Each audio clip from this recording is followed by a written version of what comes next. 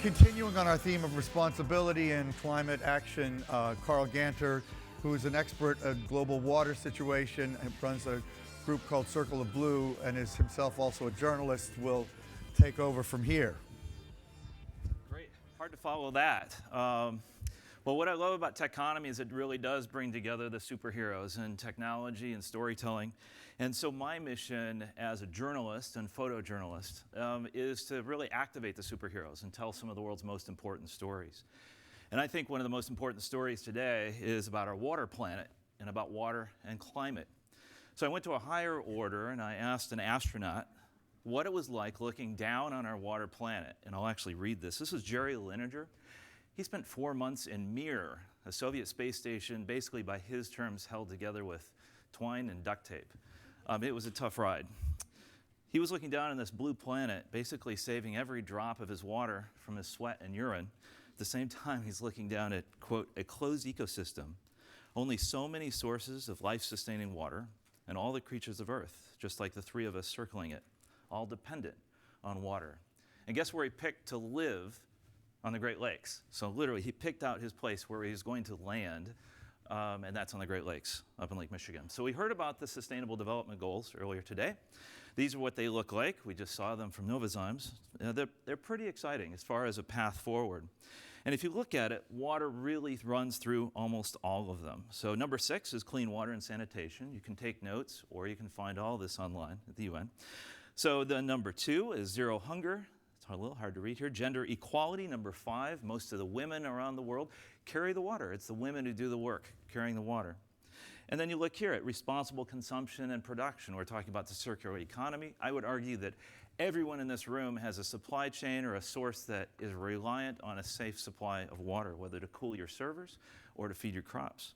And then you have sustainable cities and communities. Hear more about that in a second. You have industry, innovation, and infrastructure. You have affordable and clean energy. It goes on and on. Water runs through all of them. Luckily, number 17 is all about collaboration, so it actually brings them all together. But back to Jerry orbiting. What's the perfect line for space looking down on the blue planet? Yes, Houston, we have a situation. We have a problem. Our blue planet is thirsty. And so the World Economic Forum's Global Risk Report, the last 5 years, water's been moving up on the list until we're mostly 70% water ourselves, hit number 1. And we actually got water crisis. We got that I changed to an E. So now we're not only number 1, but we're multiple crises. We're plural. And this is what the world's water situation looks like. This is where our water stress points are. So when you're looking at geopolitical risk, you're looking at water supplies, you're looking at supply chains, look for the band where the water stress is. This is where we really need to focus our attention globally. And some quick numbers to pick up on Jeffrey Sachs this morning. 40% of the world's people are being affected by water scarcity. 2 billion are compelled to drink unsafe water. 4.5 billion do not have safely managed sanitation, the other side of the water challenge. This is a really important number. 700 million could be displaced. We've seen what's happening now with Syria and now also with Cape Town and Day Zero.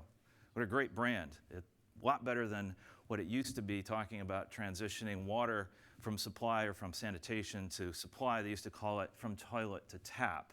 We're finally getting to better branding about our crises. Day Zero candidates also. You can see some usual suspects here, but look, London, Tokyo, Miami. These are Day Zero candidates. They could run out of water. You could be in line for water. Imagine Cape Town, 4 million people waiting for water from 200 different water points. That's what they were preparing for. So when we step back and I asked Jerry, so looking down the planet, what did you see? He saw dust storms emanating from Inner Mongolia, blowing across to Beijing, reaching all the way to Los Angeles. What an awesome view to see how closely connected we are. So I asked Jerry, I said, well, what if you threw a golf ball out the window? Where would it land? Of course, I'm not a physicist or an astronaut, obviously, but it would land here. It would land in Inner Mongolia, so I went there. Like I said, I'm a journalist, I'm a photographer. Our secret weapon, as we call it, IWT, when people say, how did you get the pictures? How did you get the stories? And you actually say, I was there. So I went, literally went. So I said, okay, where would this golf ball land? It would land here in Shilinghat, Inner Mongolia, and it would land in the backyard of Wu Yun. She's the daughter of a Mongolian shepherd. Her well has gone dry. She has 6 coal mines around her, and now they have to drive 15 kilometers to water. These are some of the faces on the front lines of those Sustainable Development Goals, particularly number 6. So then if we go to Vietnam and the coastal shifts, we're seeing this happen now. We talked about sea level rise. Well, what happens? Well, I went to see what may be the last rice harvest in this region of the Mekong Delta. And what's happening is the water's coming up. The water's inundating the rice paddies. So what do you do when you're an entrepreneurial rice farmer? You actually convert, you dig out your rice paddies, and you raise shrimp. How awesome is that? Except you literally turn around, and this is what it looks like. So here comes the Mekong, here comes the sea, literally being held back by plastic and mud. So this is happening in our river deltas around the world. Well, what also is the other side of this, when we don't value water, when we don't have the values and value aligned, and electricity is free to special interests like farmers in India, they don't even have switches on their pumps. They let them run 24 hours a day, 7 days a week, because they can. They can irrigate 24/7. Like I said, they don't even have switches, so it's mutual assured depletion, quite literally. But then what happens? Well, wait, the satellites are telling us they're still growing, the fields are green, but then you go here and they're planting rice. Well, where's the water coming from? So when the wells are going dry north of Delhi, the other picture was in Punjab, when the wells are actually going dry north of Delhi, they're turning the water from industry like this. This is a paper mill I photographed just north of Delhi. See the little bit of water coming out? There are multiple paper mills that flow into canals, and then the farmers are actually pumping from those canals to irrigate their crops. Imagine what's in that water, and heavy metals and arsenic and cadmium and all the other exciting things. But here they are, they're praying that the wastewater keeps flowing so they can keep growing and send their kids to the city. So then you go outside of Bangalore, okay, he's washing the beets, that's great. This is groundwater pumped at a transfer station. The reason they're washing the beets is they couldn't sell them otherwise because they're using raw sewage to irrigate. They also don't eat their own produce. They send it to Bangalore or on to Delhi. So this is the water challenge that we're seeing, this kind of ebb and flow around the world. We're also seeing that Mother Nature's pushing back. We're seeing floods like this one at the base of the Himalayas. So over an 8-day period, or so over a 2-day period, 8 dams failed the base of the Himalayas. This is Modi's hydropower plan for India, and the dams are literally failing because of surges. It's like right out of a movie. But then California's the world. It's news. It's now. I'm a journalist. This is great. Run out and cover these big stories. But it feels like we're kind of covering our own demise. How do we do this better? How do we connect the stories better? And how do we move ourselves to action? Well, we turn to technology. We turn to 100% technology. Data will save the world. Well, here's the caveat. The world's not just a click away. So this is the data center at the Punjab Irrigation District. I was really careful not to wake up the servers. Sorry, that's a data joke. But what happens? So we're telling the story, right? We're covering our own demise, but we have technology. We have these different pieces of the story, like perception. We're talking about what do people actually believe? What's the reality? What are the numbers? What are the satellites telling us? And what's the context on the ground, our man outstanding in his field? Why is he running his wells 24/7? And how can we change his behavior? So what if we could see around the corner? What if we could see that entire picture? Rather than just documenting, what if we could actually shift that course through better storytelling, through changing perception, reality, and context, and aligning it? So this is what we're doing at Circle of Blue and Vector Center. Circle of Blue covering the story, Vector Center being an AI and data company. What we're doing is we're documenting climate change, forced migration, these other risks, and we're mapping them in near real time, water stress. And then we're looking at this 15-year trend. We keep talking about 2030 around the world. This is what this is starting to look like. We're starting to see China, big major stresses in China, of course, the Middle East. This is that 2030 kind of countdown we're aiming toward in basically everything the UN, the Sustainable Development Goals are talking about. Peru, major water stress.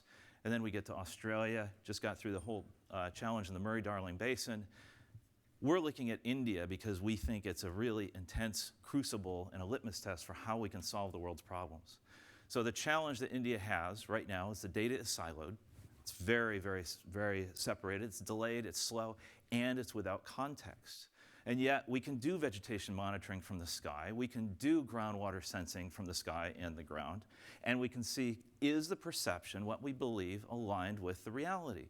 So when it's apart, then we get election anomalies. When we can actually bring it together and align the stories with the trusted reporting and trusted data, then we can actually connect the stories, connect the data, put it in actual context, and understand and inform the conversation. So we're making decisions in near real time and listening better to the planet and ourselves. So we're not just telling the stories, we're listening better, and we're adjusting the stories and adjusting the course. So I'd like to invite you all to participate in what we're calling, we've heard before, this fourth industrial revolution for the Earth. Okay, let's add for the Earth. So the World Economic Forum, we're participating in this. I'm on the Global Future Council for the Environment at the Forum, is participating in a very powerful way in bringing together and convening technology and technology leaders and big thinkers. How can we activate all of the sciences? Not only just the data sciences, but I always remind people we have to activate the behavioral sciences. We have to activate the social sciences. Who are those real faces at the bottom of the story, at the bottom of the arrow that Jerry dropped out of his spaceship? Because we have Wu Yun. I went back, I've been back 4 times to visit. The coal mines are getting closer.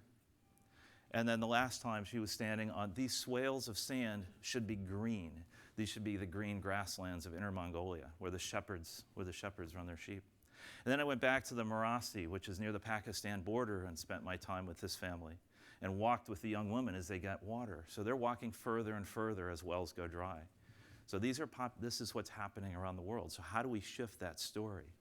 Well, yesterday we heard in the morning that we heard that hope is power with your sleeves rolled up. Well, what we really need to do is make hope visible in all of our stories and all of our data, because we have this opportunity to align our perception and our reality and context. If we do it separate, if we forget the narrative, if we focus just on the data, we take the people out of it, and we don't have that moment for reflection as to why this all, what's our purpose, and what's this actually mean in moving forward. So thank you very much. I hope you'll follow Water and Climate, and circleofblue.org is our website. Thank you. Thank you, Carl. That